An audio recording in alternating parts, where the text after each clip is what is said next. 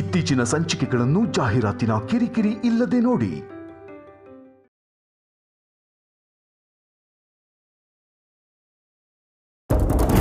ಅಮ್ಮ, ಇವತ್ತು ನನ್ನ ಜೀವ ನಿಂತರೂ ಪರವಾಗಿಲ್ಲ ಅಮ್ಮ. ನನ್ನ ಜೀವನ ಸಾರ್ಥಕ ಆಗೋಯ್ತು. ಅಯ್ಯೋ, ಎಂಥ ಮಾತಾಡ್ತಿದ್ಯಪ್ಪ. ಈಗ ತಾನೇ ಬಾಯಿ ತುಂಬ ಅಮ್ಮ ಅಂತ ಕರೆದಿದ್ಯಾ. ಶುಭ ಕಾರ್ಯದಲ್ಲಿ ಹಾಗೆಲ್ಲ ಮಾತಾಡಬಾರ್ದಪ್ಪ. ಸರಿ ಅಮ್ಮ. ಅರೆ ರೇವತಿ, ದೋಸೆ ಹಾಕೊಡ್ಲೇನೆ? ನಂಗೆ ಈಗಲೇ ಬೇಡಮ್ಮ, ಹಸ್ವಿಲ್ಲ. ಮಸಾಲೆ ದೋಸೆ ಹಾಕೊಡ್ತೀನಿ ಕಡೆ. ಯಾಕೆ ಹಶ್ವಿಲ್ಲ ನಿನ್ಗೆ? ಅದೇ ಇರುತ್ತೆ, ಖುಷಿಗೆ ಹೊಟ್ಟೆ ತುಂಬಿರುತ್ತೆ ಅಲ್ವಾ ರೇವತಿ? ಅಯ್ಯೋ ಹಾಗೇನಿಲ್ಲ, ಸುಮ್ಮನೆ ಹಸ್ವಿಲ್ಲ ಅಷ್ಟೇ. ಅಮ್ಮ, ಅಲ್ಲಿ ನೋಡಿ ರೇವತಿ ನಾಚ್ಕೋತಿರೋದು ನೋಡಿ.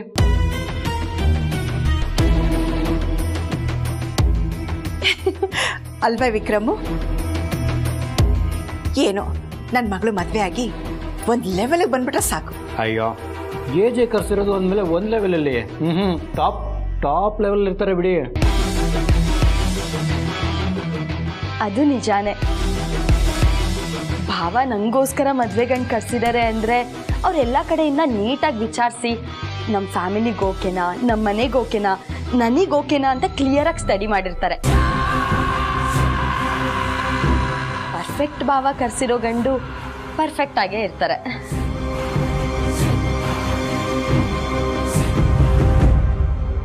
ಎಲ್ಲರೂ ಹಿಂಗೆ ಕನ್ಸು ಕಟ್ಕೊಳ್ಳಿ.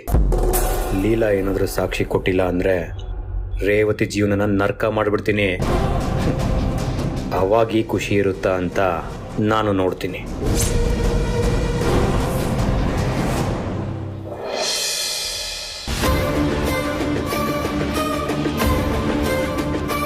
ಈ ವಿಕ್ರಮ್ ಈ ಮಟ್ಟಕ್ಕೆ ಇಳಿತಾನೆ ಅಂತ ನಾನು ಅನ್ಕೊಂಡೇ ಇರಲಿಲ್ಲ. ನಮ್ಮ ಮನೆವರೆಗೂ ಹೋಗಿದ್ದಾನೆ. ಅದು ಅಲ್ಲದೆ ನನ್ನ ತಂಗಿ ಲೈಫಲ್ಲಿ ಎಂಟ್ರಿ ಆಗಿ ಅವಳ ಲೈಫ್ನ ಹಾಳು ಮಾಡಕ್ಕೆ ಟ್ರೈ ಮಾಡ್ತಾ ಇದ್ದಾನೆ. ಆ ಹುಡುಗನ್ನ ವಿಕ್ರಮ್ಮೇ ಹುಡುಕಿದ್ದಾನೆ ಅಂದರೆ ದೇವ್ರಾನೇ ಹುಡುಗ ಸರಿ ಇರಲ್ಲ. ವಿಕ್ರಮ್ಮೇ ಸರಿ ಇಲ್ಲ ಅಂದಮೇಲೆ ಇನ್ನು ಹುಡುಗ ಎಲ್ಲಿಂದ ಸರಿ ಇರ್ತಾನೆ? ಎಷ್ಟು ವರ್ಷದಿಂದ ಚುಕ್ಕಿ ಮದುವೆಗೋಸ್ಕರ ಕನ್ಸು ಕಟ್ಕೊಂಡು ಕೂತಿದ್ದೀನಿ. ಗಿಣಿ ಥರ ಸಾಕಿ ಗಿಡಗನ ಕೈಲಿ ಕೊಡೋಕ್ಕಾಗತ್ತಾ? ಇಲ್ಲ ಇಲ್ಲ, ನಾನು ಅಮ್ಮಂಗೆ ಫೋನ್ ಮಾಡಬೇಕು. ಅಯ್ಯೋ, ಅಪ್ಪ ಫೋನ್ ಮಾಡ್ತಿದ್ದಾರೆ.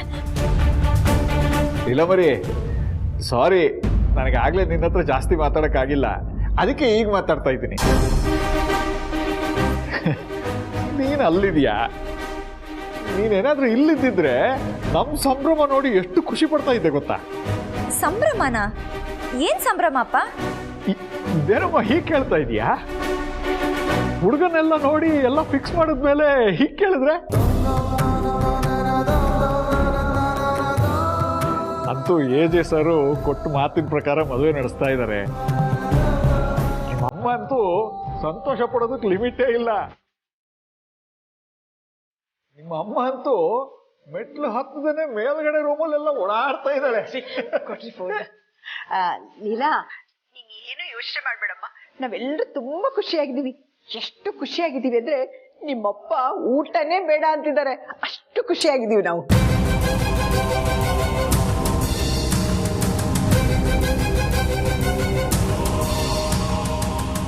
ಕೊಡ ಇಲ್ಲಿ. ಹೌದಮ್ಮ, ಎಷ್ಟು ಖುಷಿಯಾಗಿದೆ ಅಂದ್ರೆ, ಅಲ್ಲಮ್ಮ ನೀನೇ ಹೇಳು, ಸಂತೋಷ ಹೆಚ್ಚಾದಾಗ ಹೊಟ್ಟೆ ತುಂಬಿದಾಗ ಆಗಲ್ವಾ? ಸಂತೋಷ ದುಪ್ಪಟ್ಟಾಗಿ ಹೊಟ್ಟೆ ಹಸಿವೆ ಹೊಟ್ಟೋಗಿದೆ ಕಣೆ. ಭಾಗ್ ಕೊಡಿಲಿ ಅಕ್ಕ, ನೀನಿಲ್ಲಿರ್ಬೇಕಿತ್ತು ಕಣೆ, ಆಗ ನಿಂಗೆ ಗೊತ್ತಾಗ್ತಿತ್ತು. ಅಮ್ಮ ಅಷ್ಟೇ ಅಲ್ಲ, ಅಪ್ಪನೂ ಎಷ್ಟು ಖುಷಿಯಾಗಿದ್ದಾರೆ ಗೊತ್ತಾ? ಅವರಿಬ್ರು ಕಾಲು ನೆಲದ ಮೇಲೆ ನಿಲ್ತಿಲ್ಲ. ಆಗ್ಲಿಂದ ಬರೀ ಮದ್ವೆ ಬಗ್ಗೆನೇ ಮಾತು.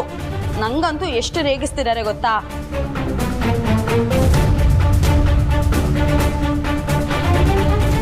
ಚುಕ್ಕಿ, ಅದೇನಂದ್ರೆ ನನ್ನ ಮಾತು ಫಸ್ಟ್ ನಾನು ಹೇಳ್ತೀನಿ ಕೇಳು. ಭಾವಂಗೆ ನನ್ನ ಕಡೆಯಿಂದ ದೊಡ್ಡ ಥ್ಯಾಂಕ್ಸ್ ಹೇಳೆ.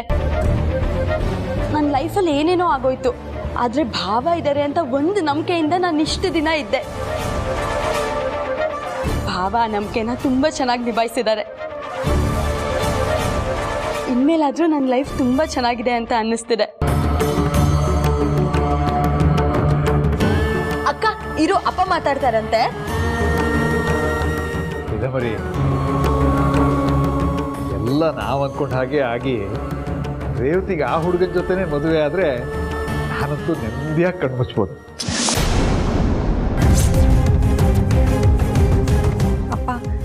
ಯಾಕಪ್ಪ ಏನೇನೋ ಮಾತಾಡ್ತಿದ್ಯಾ? ಕೊಡ್ರಿ ಲೀಲಾ, ನಿಮ್ಮಪ್ಪ ಹೀಗೆ ಏನೇನೋ ಹೇಳ್ತಾ ಇರ್ತಾರೆ. ಲೀಲಾ, ನಾನು ಹೇಳಿದ್ನಲ್ಲ ನಾವೆಲ್ಲರೂ ಖುಷಿಯಾಗಿದ್ದೀವಿ ಅಂತ, ನೀನು ನೆಮ್ಮದಿಯಾಗಿರು. ಆಮೇಲೆ ನಮ್ಮ ವಿಕ್ರಮ್ಮು ಅರ್ಜೆಂಟಾಗಿ ಮನೆಗೆ ಹೋಗಬೇಕು ಅಂದರು, ಬಂದ್ರಾ?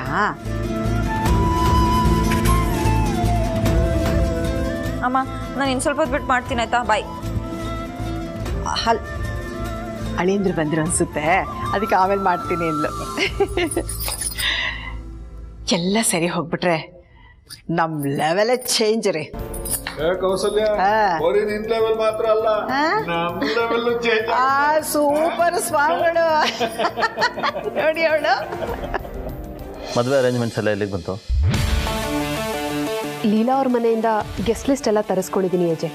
ಇನ್ವಿಟೇಷನ್ ಡಿಸೈನ್ನ ನೀವು ಅಪ್ರೂವ್ ಮಾಡಿದ್ರೆ ಅವ್ರಿಗೆಲ್ರಿಗೂ ಕಳಿಸ್ಬಿಡ್ಬೋದು. ಮೆಹಂದಿಗೆ ಏನೇನು ಬೇಕೋ ಎಲ್ಲ ಅರೇಂಜ್ ಆಗಿದೆ ಅಜಯ್. ಕೇಟ್ರಿಂಗ್ ಅವ್ರನ್ನ ಕಾಂಟ್ಯಾಕ್ಟ್ ಮಾಡಿದ್ದೀವಿ, ಅವ್ರು ನಮಗೆ ನಾಡಿದ್ದು ಸಿಗ್ತಾ ಇದ್ದಾರೆ. ಮದುವೆ ಹುಡುಗಿ ಜ್ಯುವೆಲ್ರಿ ಎಲ್ಲ ಫೈನಲ್ ಆಗಿದೆ. ಇನ್ನು ಕಾಸ್ಟ್ಯೂಮ್ ಡಿಸೈನರ್ಗೆ ಡಿಸೈನ್ ರೆಫರೆನ್ಸ್ ಎಲ್ಲ ಕಳಿಸಿದ್ದೀವಿ. ವೆನ್ಯೂ ಶಾರ್ಟ್ ಲಿಸ್ಟ್ ಮಾಡಿದ್ರಾ? ಆಪ್ಷನ್ಸ್ ನೋಡಿದ್ದೀವಿ, ನೀವು ನೋಡಿ ಫೈನಲ್ ಮಾಡಿದ್ರೆ ಅದು ಆಗಿ ಹೋಗುತ್ತೆ. ಗ್ರೇಟ್, ಕೆಲಸ ಬೇಗ ಆಗ್ತಾ ಇದೆ. ಇನ್ನು ಮುಂದೆನೂ ಇಷ್ಟೇ ಸ್ಪೀಡಲ್ಲಿ ಎಲ್ಲ ಅರೇಂಜ್ಮೆಂಟ್ಸು ಆಗಬೇಕು.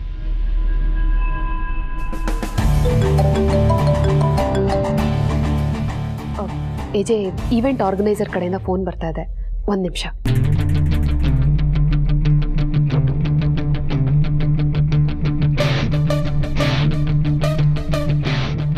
ಛಾಯಾ, ನಿಮ್ಮ ಮದುವೆಗೆ ಮುಂಚೆ ನಾವೆಲ್ಲ ಒಟ್ಟಿಗೆ ಇದ್ದಿದ್ರೆ ನಿನ್ನ ಮತ್ತು ವಿಕ್ರಮ್ ಮದುವೆನ ಇಷ್ಟೇ ಗ್ರ್ಯಾಂಡಾಗಿ ಸೆಲೆಬ್ರೇಟ್ ಮಾಡ್ತಾ ಇದ್ವಿ. ಇಡೀ ಮದುವೆಯಲ್ಲಿ ನಾನು ಒಂಥರ ಇಬ್ಬರೇ ಓಡಾಡ್ತಾ ಇದ್ವಿ, ಅದ್ರ ಖುಷಿನ ಮ್ಯಾಕ್ಸಿಮಮ್ ಎಂಜಾಯ್ ಮಾಡ್ತಾ ಇದ್ವಿ. ನಿನ್ನ ಖುಷಿ ಯಾರಿಗೆ ಬೇಕು ಈಜೆ? ನಮಗೆ ಬೇಕಾಗಿರೋದು ನಿನ್ನ ನಾಶ. ಅದೊಂದಾದರೆ ನಾವಿಬ್ಬರು ಖುಷಿಯಾಗಿರ್ತೀವಿ. ನಿಮ್ಮ ಮದುವೆನ ಚೆನ್ನಾಗಿ ಮಾಡಿಕೊಟ್ಟಿದ್ರೆ ನನ್ನ ನಂತರ ಅದೆಷ್ಟು ಖುಷಿ ಪಡ್ತಿದ್ಲು ಗೊತ್ತಾ? ಈ ಮದುವೆ ನಿಂತ ಮೇಲೂ ಅಂತರ ಖುಷಿ ಪಡ್ತಾಳೆ ಬಿಡಿ ಏಜೆ.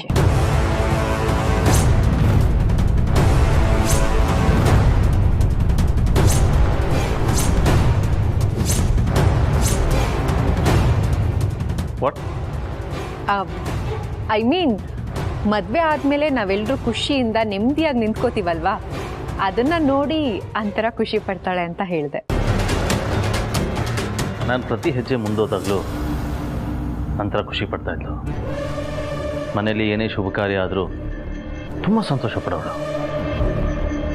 ಈಗ ರೇವತಿ ಮದುವೆ ಆಗ್ತಾನೆ, ಡೆಫಿನೆಟ್ಲಿ ಈ ವಿಚಾರಕ್ಕೂ ಅವಳು ಖುಷಿ ಪಡ್ತಾಳೆ. ಖುಷಿ ಪಡೋದು ಅದಕ್ಕಲ್ಲ ಏಜೆ.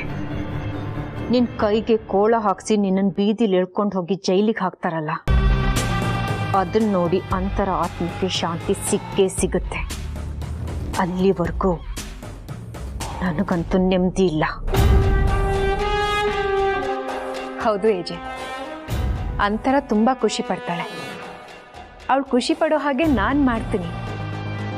ಅದಕ್ಕೆ ಅಲ್ವಾ ಈ ಮನೆಗೆ ಬಂದು ನಿಮ್ಮಲ್ಲಿ ನಾನು ಒಬ್ಳಾಗಿರೋದು.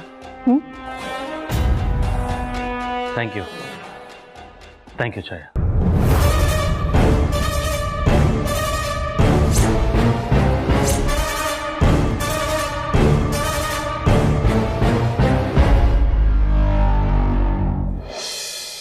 ಪದೇ ಪದೇ ನಿಮಗೆ ಹುಗ್ಸ್ಕೊಳಕ್ ನಾಚಿಕೆ ಆಗುತ್ತೋ ಇಲ್ವೋ ನಂಗೆ ಗೊತ್ತಿಲ್ಲ, ಆದರೆ ಪದೇ ಪದೇ ನಂಗೆ ಬಯಕ್ಕೆ ಬೇಜಾರಾಗುತ್ತೆ. ಹಾಗಿದ್ರೆ ಸಾಕ್ಷಿನ ಹುಡುಕೊಡಲ್ಲ ಅಲ್ವಾ? ಸುಮ್ಮನೆ ಏನೇನೋ ಹೇಳಬೇಡಿ. ಯಾರಾದ್ರೂ ಸಾಕ್ಷಿನ ರೂಮಲ್ಲಿ ಹಿಡ್ಕೊಂಡು ಕೂತಿರ್ತಾರಾ? ಅಂತರ ಕೊಲೆಗೆ ಸಂಬಂಧಪಟ್ಟಿರೋ ಸಾಕ್ಷಿ ಏಜೆ ರೂಮಲ್ಲಿ ಇದೆ ಅನ್ನೋದು ಬರೀ ಇನ್ಫಾರ್ಮೇಶನ್ ಅಲ್ಲ, ಕನ್ಫರ್ಮೇಶನ್. ಅದೇನೇ ಇದ್ರೂ ನಾನು ನಿಮಗೆ ಕೊಡಲ್ಲ. ನಿಮ್ ಜೊತೆ ನಾನು ಕೈ ಜೋಡಿಸಲ್ಲ.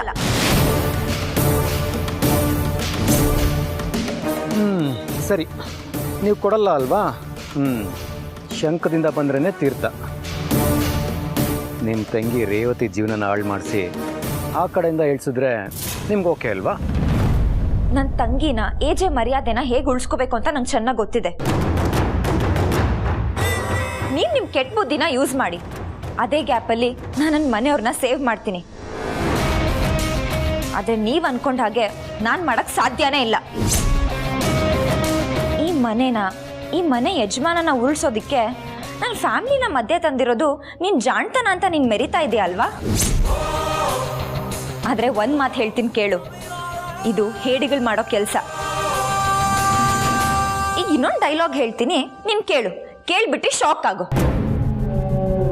ನಿನ್ನ ಬಲ್ಗೈಗೆ ನನ್ನ ಎಡಗೈಯೇ ಸಾಕು, ಅದೇನು ಮಾಡ್ಕೋತೀಯ ಮಾಡ್ಕೋ.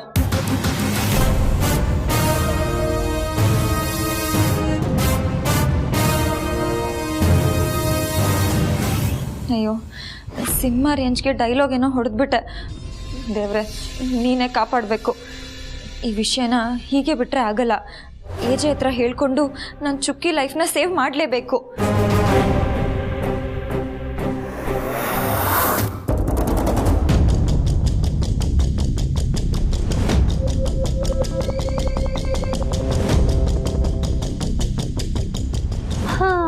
ಅಯ್ಯೋ ಬಿಡಿ ಅಕ್ಕ, ಈ ಮದ್ವೆ ಎಲ್ಲ ಬರೀ ಗೋಳು. ಅದು ನಿಜ ಸರು. ಯಾಕಾರು ಮದ್ವೆ ಆಗ್ತೀವೋ ಇಲ್ಲೂ 100ಕ್ಕೆ1 ಮದ್ವೆ ಚೆನ್ನಾಗಿರ್ಬೋದು. ಅದನ್ ಬಿಟ್ರೆ ನಮ್ಮಂತವ್ರುಗಳು ಯಾಕೆ ಹೇಳ್ತಾರೆ? ಯಾಕೆ ಹೀಗೆ ಹೇಳ್ತೀರಾ? ಓ ರೇತಿ, ಅದು ಬೇಡ ಬೇಡಮ್ಮ, ನಾನೇನೋ ಹೇಳಿ ಅದು ಇನ್ನೊಂದಾಗದ್ ಬೇಡ. ಪಲ್ಲವನೇ ಬಲ್ಲ ಬೆಲ್ಲದ ರುಚಿ ಅಂತಾರಲ್ಲ, ಹಾಗೆ ಅನುಭವಿಸಿದವ್ರಿಗೆ ಗೊತ್ತು ಅದ್ರ ಕರ್ಮ. ಅಕ್ಕ, ನನಗೇನಾದ್ರೂ ದೇವ್ರು ಬಂದು ನಿಂಗೇನಾದ್ರೂ ವರ ಕೊಡ್ತೀನಿ ಅಂತಂದ್ರೆ ಮದುವೆಗೆ ಮುಂಚೆ ಇದ್ನಲ್ಲ ಅದೇ ಲೈಫ್ಗೆ ಕಳಿಸ್ಬಿಡು ಅಂತ ಕೇಳ್ಕೊಂಡ್ಬಿಡ್ತೀನಪ್ಪ. ನಿಜ ಸರು, ಈಗ ರೇವತಿ ಇದ್ದಾಳಲ್ಲ ಹಾಗೆ. ಎಕ್ಸಾಕ್ಟ್ಲಿ. ಎಲ್ಲ ಸಂಬಂಧಗಳು ನೀವು ಹೇಳೋ ಹಾಗಿರಲ್ಲ. ಅದರಲ್ಲೂ ನನ್ನ ಮದುವೆ ಜವಾಬ್ದಾರಿ ಭಾವ ತಗೊಂಡಿರೋದ್ರಿಂದ ಯಾವ ತೊಂದರೆನೂ ಆಗಲ್ಲ. ಒಂದು ವೇಳೆ ನನ್ನ ಹಣೆ ಬರಹ ಕೆಟ್ಟು ಯಾವುದೇ ಸಮಸ್ಯೆ ಆದ್ರೂ ಭಾವಂಗೋಸ್ಕರ ನಾನೆಲ್ಲ ಸಹಿಸ್ಕೊಳ್ತೀನಿ.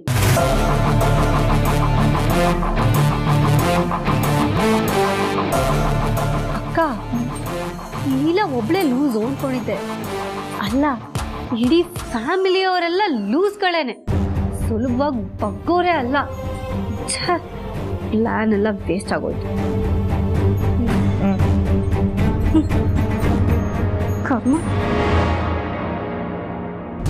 ಯಾವಾಗಲೂ ಹೀಗೆ ಮಾಡ್ತೀಯಲ್ಲ ಲೀಲಾ?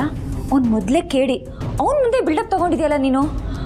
ಇದನ್ನೆಲ್ಲ ಅವ್ನ ಮನಸ್ಸಲ್ಲಿ ಇಟ್ಕೊಂಡು ಏಜಿಗೆ ಏನಾದರೂ ಪ್ರಾಬ್ಲಮ್ ಮಾಡಿಬಿಟ್ರೆ? ಇಲ್ಲ ಇಲ್ಲ ಇಲ್ಲ, ಅವ್ನು ಪ್ರಾಬ್ಲಮ್ ಮಾಡದಿದ್ರೆ ಯಾವತ್ತೋ ಮಾಡಬೇಕಿತ್ತು. ಇವಾಗೆಲ್ಲ ಪ್ರಾಬ್ಲಮ್ ಮಾಡಲ್ಲ.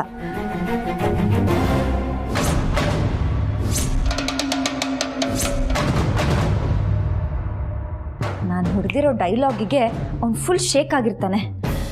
ಏನೇ ಆಗಲಿಲ್ಲ, ನಿನ್ನ ಮುಂದೆ ಯಾವ ವಿಲನ್ ಬಂದರೂ ನೀನು ಅವ್ರ ಮುಂದೆ ಧೈರ್ಯವಾಗಿರಬೇಕು.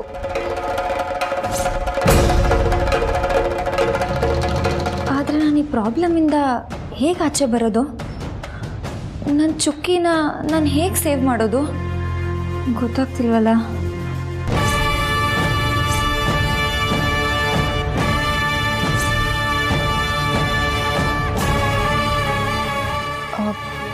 ಲೀಲಾ ಅವರೇ, ಏನು ಯೋಚನೆ ಮಾಡ್ತಾ ಇದ್ದೀರಾ? ನನ್ನ ಲೈಫಲ್ಲಿ ಯೋಚನೆ ಅನ್ನೋದೇ ಇರಲಿಲ್ಲ ಛಾಯಾ ಅವರೇ. ಆದರೆ ನಿಮ್ಮ ಗಂಡ ಬಂದಾಗಿಂದ ನನ್ನ ತಲೆಯಲ್ಲಿ ಆ ಯೋಚನೆ ಬಿಟ್ಟರೆ ಬೇರೆ ಯೋಚನೆನೇ ಬರ್ತಾ ಇಲ್ಲ.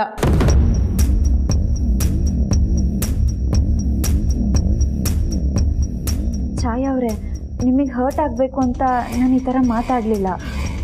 ಪರವಾಗಿಲ್ಲ ಲೀಲಾ ಅವರೇ, ಹಿಂಗಾಗ್ತಾರೋ ನೋವಿಗಿಂತ ನನ್ನ ನೋವೇನು ದೊಡ್ಡದಲ್ಲ. ನಿಮ್ಮ ಗಂಡ ಅಷ್ಟು ಕೆಟ್ಟವರು, ನೀವು ಅವ್ರಿಗೆ ಕಣ್ಣೀರು ಹಾಕೋಷ್ಟು ಒಳ್ಳೆಯವರು. ನಮ್ಮಂಥ ಹೆಣ್ಮಕ್ಳಿಗೆ ಆ ದೇವರು ಈ ಥರ ನೋವು ಯಾಕೆ ಕೊಡ್ತಾನೆ ಅಂತ ನಂಗೆ ಅರ್ಥನೇ ಆಗಲ್ಲ. ಆ ಪ್ರಶ್ನೆಗೆ ಇನ್ನೂ ಉತ್ತರ ಸಿಕ್ಕಿಲ್ಲ ಲೀಲಾ.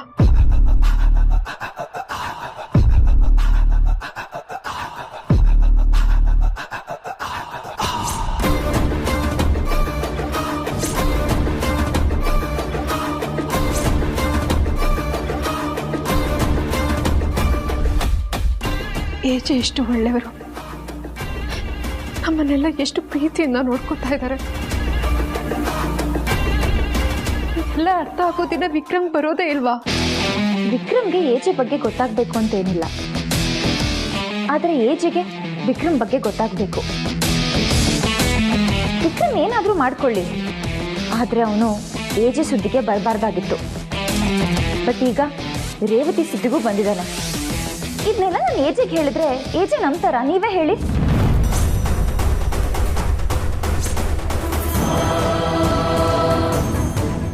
ಅಯ್ಯಯ್ಯೋ, ಈ ವಿಷಯನ ಏಜೆಗೆ ಹೇಳೋದಾ? ಬೇಡಲಿಲ್ಲ, ಈ ವಿಷಯನ ಹೇಳಿದ್ರೆ ಸುಮ್ಮನೆ ನಿಮ್ಮ ಮೇಲೆ ಕೋಪ ಮಾಡ್ಕೋತಾರೆ. ಆಮೇಲೆ ನೀವಿಬ್ರ ಮಧ್ಯೆ ಇನ್ನೂ ಜಾಸ್ತಿ ಗ್ಯಾಪ್ ಆಗುತ್ತೆ. ಪರವಾಗಿಲ್ಲ, ನಮ್ಮಿಬ್ರು ಮಧ್ಯ ಆಕಾಶ ಮತ್ತೆ ಭೂಮಿಗಿರೋಷ್ಟು ಮಧ್ಯ ಗ್ಯಾಪ್ ಇರಲಿ. ನನಗೆ ನನ್ನ ಸ್ವಾರ್ಥ ಮುಖ್ಯ ಅಲ್ಲ. ನಾನು ಡಿಸೈಡ್ ಮಾಡಾಯ್ತು. ನಾನು ಏಜೆಗೆಲ್ಲ ಹೇಳ್ತೀನಿ. ಅವ್ರು ನನ್ನ ಬಗ್ಗೆ ಏನಾದರೂ ತಿಳ್ಕೊಳ್ಳಿ, ಆದರೆ ಇದೆಲ್ಲ ಮಾಡಿರೋದು ವಿಕ್ರಮ್ ಅಂತ ನಾನು ಏಜೆಗೆ ಹೇಳೇ ಹೇಳ್ತೀನಿ.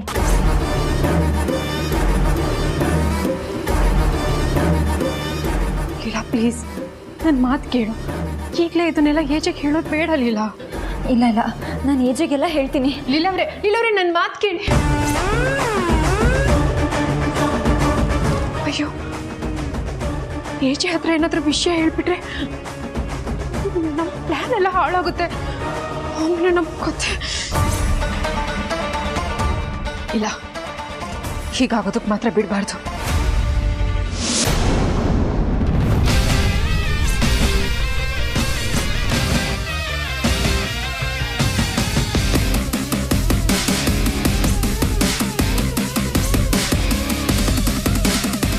ನೀನು ಈ ಮಾತು ಹೇಳ್ತಿದ್ಯಾ, ಬಟ್ ಮದುವೆ ಬೇಡ ಅಂತ ಹೇಳೋದಕ್ಕೆ ರೀಸನ್ ಏನು? ವಿಕ್ರಮ್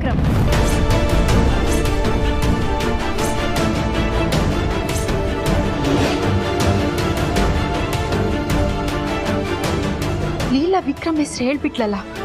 ಓ ಗಾಡ್, ಏನ್ ಮಾಡ್ಲಿ? ವಿಕ್ರಮ್ ಆ ಹುಡುಗ ತುಂಬ ಒಳ್ಳೆಯವನು. ಹೀಗಿದ್ದಾಗ ಮದುವೆ ಕ್ಯಾನ್ಸಲ್ ಮಾಡಬೇಕು ಅಂತ ಐಡಿಯಾ ಯಾಕೆ ಬಂತು ನನಗೆ? ಮೊರೋರ್ ವಿಕ್ಕಿ ಅವನ ಬಗ್ಗೆ ಎಲ್ಲ ವಿಚಾರ ಕರ್ಕೊಂಡ್ಬಂದಿರೋದು. There should be no problem. ಅಯ್ಯೋ ಏಜೆ, ಅದೇ ಪ್ರಾಬ್ಲಮ್ ಆಗಿರೋದು. ಅದಕ್ಕೆ ಮದುವೆ ಕ್ಯಾನ್ಸಲ್ ಮಾಡ್ಸಕ್ಕೆ ಬಂದಿದ್ದೀನಿ. ಅಪ್ಪ, ಲೀಲಾ ಹೇಳಲಿಲ್ಲ. ನಾನು ಎಲ್ಲಿ ಹೇಳ್ಬಿಡ್ತಾಳೋ, ಏನಾಗ್ಬಿಡುತ್ತೋ, ಇಷ್ಟು ದಿನ ಮಾಡಿದ ಪ್ಲ್ಯಾನ್ ಎಲ್ಲ ಹಾಳಾಗುತ್ತಲ್ಲ ಅಂತ ಅಂದ್ಕೊಂಡಿದ್ದೆ. Thank god. ಏಜೆ, ನಂಗೆ ಯಾಕೋ ಇದು ಸರಿ ಕಾಣಿಸ್ತಾ ಇಲ್ಲ.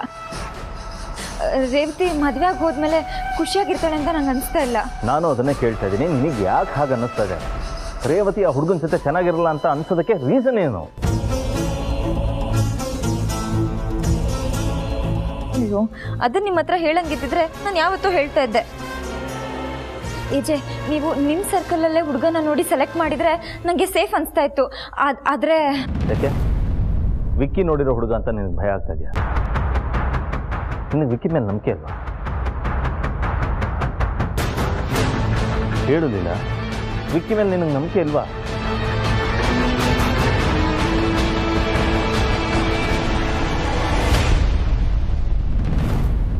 ಇಲ್ಲ ಇಲ್ಲ.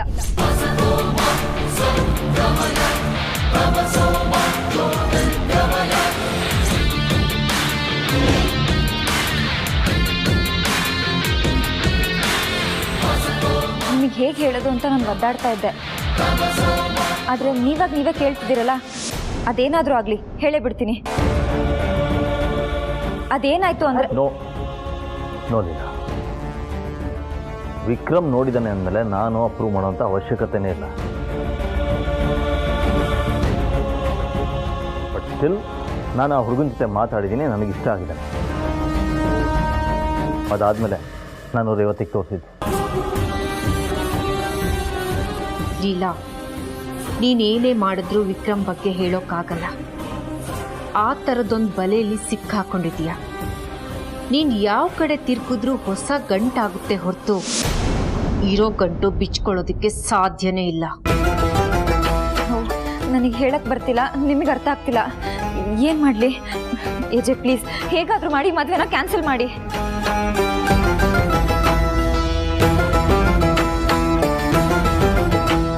ಯೂನಿಟ್ಟು ಕಾಮ್ ಡೌನ್ ಇಲ್ಲ. ನನಗೆ ಈಗ ನಿನ್ನ ಮನಸ್ಸಲ್ಲಿ ಏನು ನಡೀತಾ ಇದೆ ಅಂತ ಗೊತ್ತಾಗ್ತಾ ಇದೆ. ನೀನು ರೇವತಿನ ತುಂಬ ಹಚ್ಕೊಂಡಿದ್ಯಾ. ಅವಳು ಮದುವೆ ಮಾಡ್ಕೊಂಡು ಹೋದ್ಮೇಲೆ ನಿನ್ನ ಜೊತೆ ಇರೋಲ್ಲ ಅನ್ನೋ ಪೊಸೆಸಿವ್ನೆಸ್ ನೀನು ಕಾಡ್ತಾ ಇದೆ.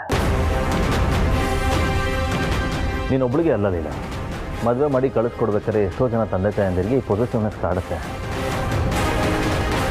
ನಿನಗಾಗ್ತಿರೋದು ಅದನ್ನೇ. ಚಿಕ್ಕ ವಯಸ್ಸಿಂದ ಅವಳನ್ನು ಕಾಪಾಡ್ಕೊಂಬಂದಿದ್ಯಾ. ಮದುವೆ ಆಗಿ ಅವಳು ಹೋದ್ಮೇಲೆ ಅವಳು ನಿನ್ನ ಜೊತೆ ಇರಲ್ಲ ಅನ್ನೋ ಪೊಸೆಸಿವ್ನೆಸ್ ನಿನ್ನನ್ನು ಕಾಡ್ತಾ ಇದೆ.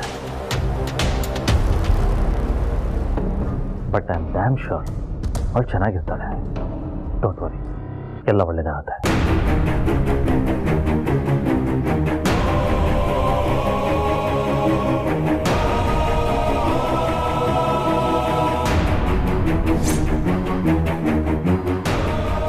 ಅಯ್ಯೋ, ಇವ್ರಿಗೆ ಯಾಕೆ ಅರ್ಥ ಆಗ್ತಿಲ್ಲ?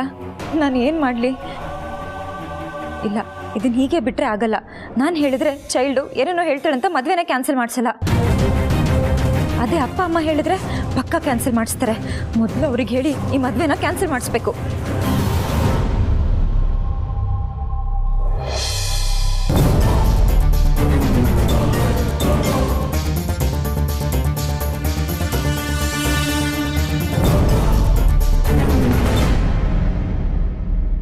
ಏಜೆ ಏನಾದರೂ ಅನ್ಕೊಳ್ಳಿ, ಓಕೆ ಅಂದಿದ್ದ ಮದುವೆನ ಇವಳೇ ಕ್ಯಾನ್ಸಲ್ ಮಾಡ್ತಿದ್ದಾಳೆ. ಇವಳೇನು ಮೆಂಟ್ಲಾ ಅಂತ. ಬಟ್ ಅದೇನಾದರೂ ಆಗಲಿ, ನಮ್ಮ ಮನೆಯವರು ನನ್ನ ಮಾತನ್ನ ಕೇಳ್ತಾರೆ. ನನ್ನ ಮದುವೆನ ಕ್ಯಾನ್ಸಲ್ ಮಾಡಲೇಬೇಕು. ಅಮ್ಮ